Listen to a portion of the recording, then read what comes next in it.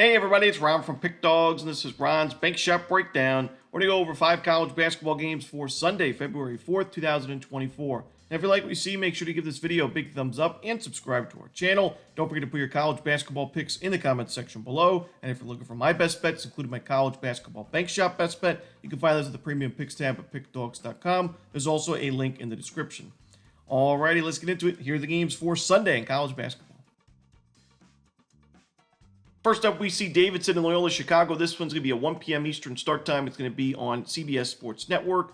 Loyola Chicago, really fun program to watch the last couple of years, especially when they made those runs in the NCAA tournament. But this season, while they're off to a really good start to conference play, 6-2 record, 14-7 overall, I do think that Loyola Chicago has benefited quite a bit from playing such a weak schedule in conference play, especially. I mean, of their 6 wins, 2 of them were against St. Louis. They swept the season series against St. Louis, the weakest team in the conference, according to the KenPom ratings. They beat Fordham, another team ranked right around 200th in KenPom, and they beat Duquesne by 5 points at home. Team has struggled so far this season. 2 wins over top 100 teams in St. Joe's and UMass were nice, but they were by 3 points and 1 point, so really close games there. And even the win over Fordham on the road was only a 4-point margin of victory. So I do think that Loyola Chicago, who hasn't played Dayton yet, hasn't played George Mason, they'll play them twice. They haven't played St. Bonnie's, and they haven't played Davidson. I do think that as the schedule gets tougher for this Ramblers team, we're going to see them start losing some games outright, and especially not covering some of these spreads as favorites at home. And I think Davidson is an underrated team. Yes, they're 2-5 in conference play, but I think they play the tougher schedule, and I think they're more balanced. I think when you look at both of these teams, rebounding-wise, they're pretty even. Both teams solid on the defensive glass, both teams not great on the offensive side, but Davidson does a much better job at taking care of the basketball. They do a better job at getting to the free throw line and limiting fouls. And shot quality-wise, I think Davidson is the better team by a pretty good margin. So I think Davidson's currently undervalued, and I think because of the record, Loyola Chicago is overvalued. So give me the points here with Davidson. I think they win the game outright.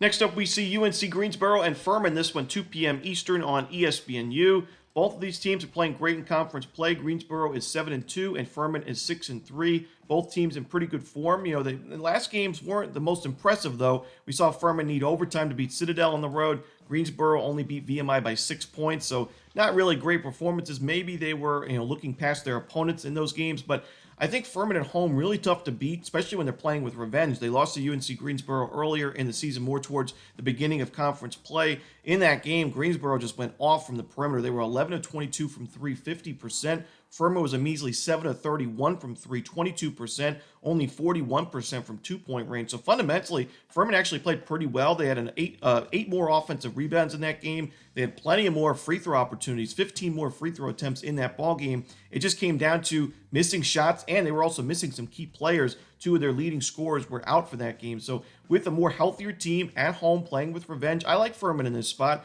Give credit to Greensboro. They played well in conference play, and I think they're a solid team that you want to watch out for when we near conference tournament play. But I think Ferman is the better team here, and I'm going to go with Ferman Paladins here and lay the points. Next up, we see Youngstown State and Purdue Fort Wayne. This one's going to be 2 p.m. Eastern as well. It's going to be on ESPN+.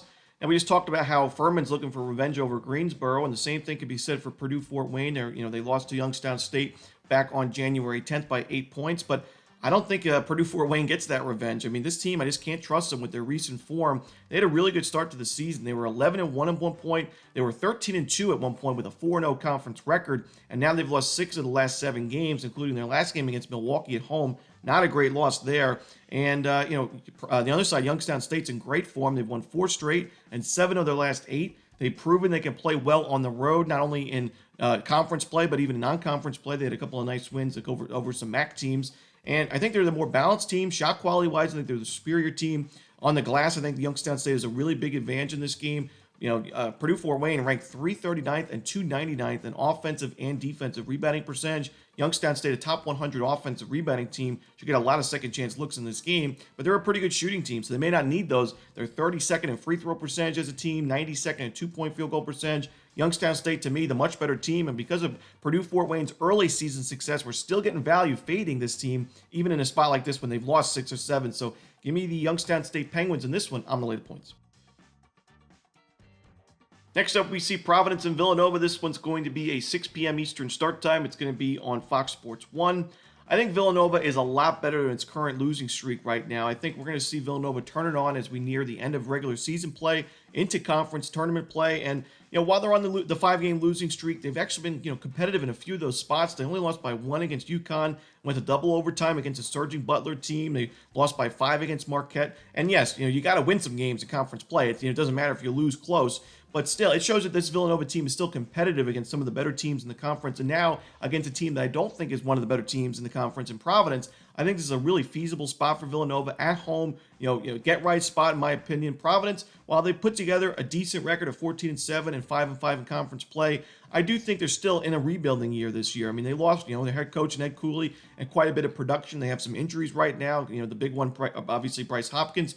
And I think that Villanova is the more balanced team. I trust them, especially in a close game late, because Villanova, your #1 free throw shooting team in the country. Providence ranked 282nd. So, like I said, if this is a close game where Villanova's up by 1 or 2, and we need them to cash in on those free throws late, you can trust Villanova to do that. They're shooting 82.1% as a team. So, give me Villanova in this spot. I'm going to lay the points at home. I think this is a really good get-right spot. Next up, the final game we're talking about for the Sunday card in college basketball is going to be Stanford and Arizona. This one's going to be a 8 p.m. Eastern start time. It's going to be on Fox Sports 1.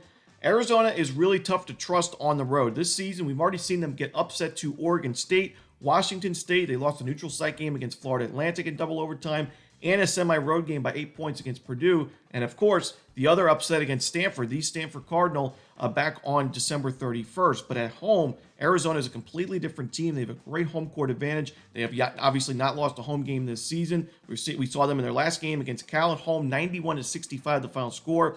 While their games against UCLA and USC were a little bit closer, I still think Arizona is one of the best home teams in college basketball, and they're playing with revenge here in a big way because not only did they lose to Stanford, at Stanford earlier this season, but they did so last year as well. And while Arizona was able to get some revenge in the conference tournament last season in neutral site play, they have not been able to host Stanford for quite a while. They get their chance here, and I think they're going to be pretty fired up for this ball game. Stanford, I think, is a solid team. I think they're better than their current record. But this is a brutal spot for the Cardinals, so I got to go with Arizona here. Lay the big number at home. I think they win this game in blowout fashion. And that's it. Those are the games for Sunday in college hoops. Hope you enjoyed this video. If you did, don't forget to hit that like button and subscribe. And don't forget to put your college basketball picks in the comments section below. Again, if you're looking for my best bets, you can find those at Pick Dawgz Premium. As always, this is Romanelli. Good luck.